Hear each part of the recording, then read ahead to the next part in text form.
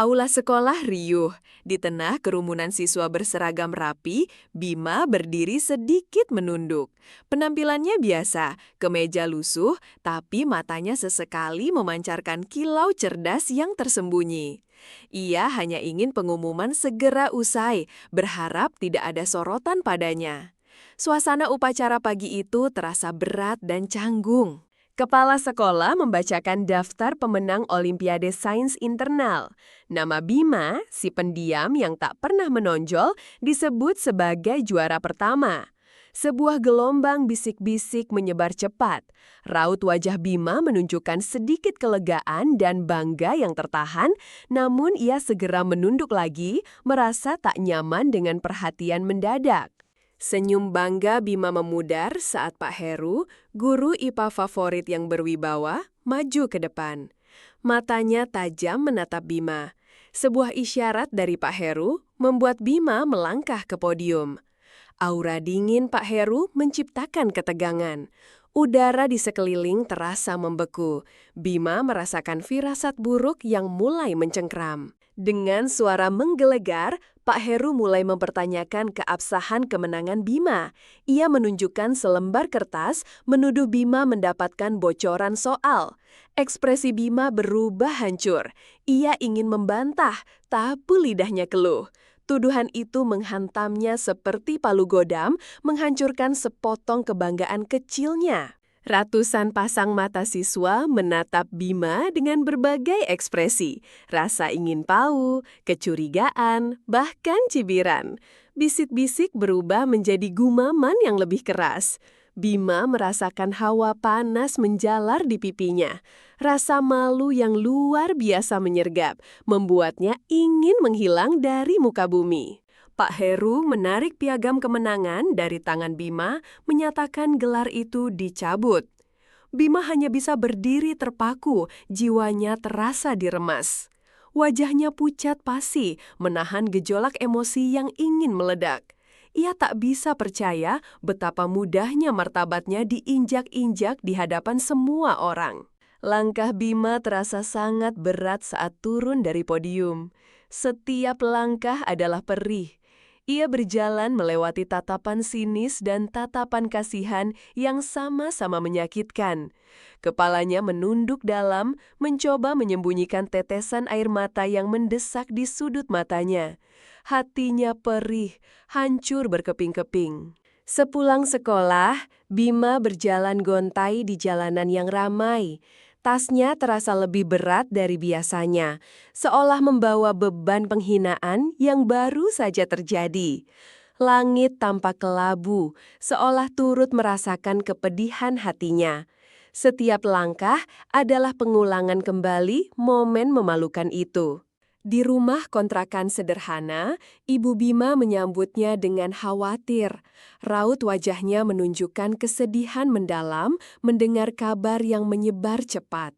Bima hanya bisa mengangguk pelan tanpa sanggup menceritakan detail rasa malunya. Suasana hening dan suram meliputi rumah kecil mereka. Bima menatap pantulan dirinya di cermin kusam. Matanya merah, namun bukan lagi karena air mata. Ada nyala api baru di sana, api kemarahan dan tekad yang membara. Ia mengepalkan tangan erat. Ia bersumpah dalam hati akan membalas perlakuan itu, bukan dengan kekerasan, tapi dengan cara yang lebih elegan. Hari-hari berikutnya, Bima menarik diri. Ia tak lagi mencoba menonjol, bahkan lebih pendiam dari sebelumnya. Namun, di balik sikap pasifnya, otaknya bekerja keras. Setiap saat luang digunakannya untuk membaca buku-buku sains tingkat lanjut, jauh melampaui kurikulum sekolah. Bima menghabiskan waktu di perpustakaan kota, bukan hanya sekolah. Ia menemukan buku-buku ilmiah yang kompleks dan jurnal penelitian. Di antara rak-rak buku tua, ia merasa seperti menemukan harta karun, menyerap setiap informasi dengan dahaga yang tak terpuaskan. Pengetahuan adalah senjatanya. Malam hari, meja belajarnya yang reyot di rumah kontrakan berubah menjadi laboratorium mini. Dengan alat seadanya, ia melakukan eksperimen sederhana, mengotak-ngatik komponen listrik bekas. Keringat membasahi dahinya, bau solder dan bahan kimia samar tercium. Wajahnya serius, namun ada kepuasan samar di sana. Suatu sore, Sasa, teman sekelas Bima yang selama ini diam-diam mengamati, mendekatinya di perpustakaan. Sasa tak berkata banyak, hanya menyodorkan sebuah selebaran tentang lomba sains nasional. Matanya memancarkan keyakinan. Bima menatapnya terkejut, sebuah senyum tipis terukir di bibirnya. Dukungan Sasa terasa seperti setetes air di gurun pasir. Sasa tidak meragukannya, justru melihat potensi tersembunyi Bima. Diam-diam, Sasa memberikannya beberapa tautan forum riset daring dan kontak seorang mentor sains muda. Kepercayaan itu memicu semangat Bima yang sempat padam. Bima mulai aktif di forum-forum sains online. Ia mengajukan pertanyaan cerdas, berbagi ide, dan mendapat masukan dari para ahli. Jaringannya meluas. Ia belajar teknik penelitian dan penulisan ilmiah yang tidak diajarkan di sekolah. Dunianya melebar, melampaui batas dinding kelas. Proyek Bima semakin matang. Sebuah inovasi sederhana namun brilian mulai terlihat bentuknya. Senyum kecil yang tulus sesekali muncul di wajahnya, tanda kepuasan akan kemajuan yang ia capai. Harapan kembali tumbuh di hatinya, lebih kuat dari sebelumnya. Tanpa sepengetahuan sekolah atau Pak Heru, Bima mendaftar ke kompetisi peneliti muda nasional secara daring. Ia mengisi formulir pendaftaran, mengunggah esai dan rancangan proyeknya. Sebuah keputusan berani yang hanya diketahui oleh dirinya sendiri dan Sasa.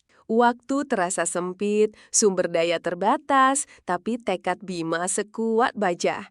Ia begadang, mengumpulkan data, menyempurnakan setiap detail. Rasa lelah tak dihiraukan, setiap tantangan adalah batu loncatan. Ia merasa seperti sedang mengejar sesuatu yang sangat berharga. Di malam terakhir batas pengumpulan proposal, Bima menyelesaikan laporannya. Matanya merah, tubuhnya penat, tapi ada kelegaan mendalam. Ia menekan tombol kirim, sebuah harapan besar kini bergantung pada hasil kerja kerasnya. Bima kini siap untuk langkah selanjutnya. Beberapa minggu kemudian, sebuah email masuk, notifikasi dari panitia kompetisi nasional. Nama Bima terpampang sebagai salah satu finalis. Kabar ini menyebar cepat di sekolah, menggemparkan ruang guru dan koridor kelas. Sorot mata siswa dan guru berubah, dari cuek menjadi terheran-heran. Pak Heru membaca pengumuman itu dengan tatapan tak percaya. Bola matanya melebar, rahangnya mengeras. Ia memeriksa nama Bima berulang kali, seolah ingin memastikan ia tidak salah baca. Ekspresi terkejut dan sedikit kebingungan tercetak jelas di wajahnya, tak sanggup menyembunyikan kekagetannya. Bima menerima panggilan dari panitia, mengundangnya ke Jakarta untuk presentasi final. Ia berdiri di depan dewan juri yang terdiri dari profesor dan ilmuwan terkemuka. Dengan percaya diri, Bima menjelaskan proyek inovatifnya, setiap kata terucap dengan jelas dan meyakinkan. Di ruang kelas, Sasa dan beberapa teman yang dulu meragukan Bima menonton siaran langsung melalui televisi sekolah. Mereka terpaku melihat Bima yang dulu pendiam, kini bersinar.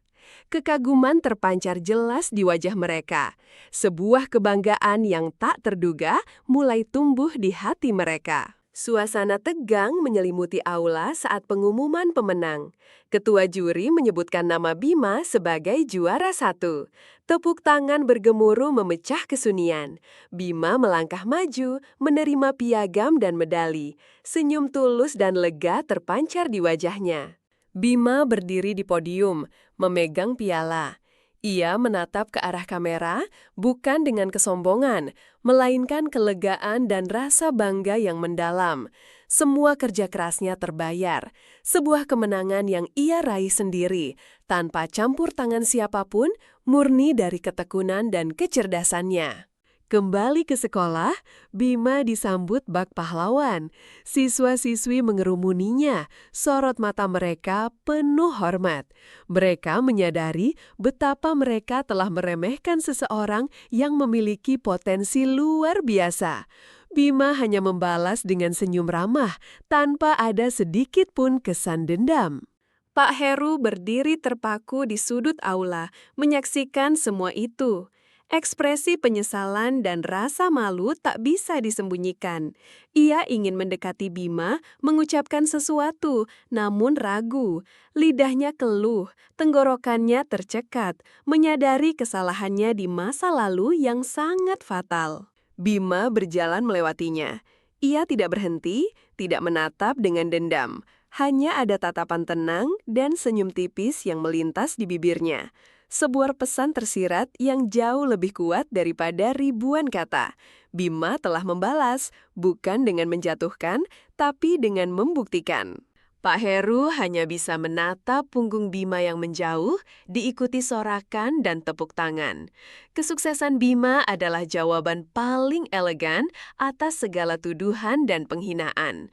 Tidak ada kata-kata kasar, tidak ada amarah, hanya prestasi yang berbicara, membungkam semua keraguan, dan membuktikan siapa sebenarnya Bima.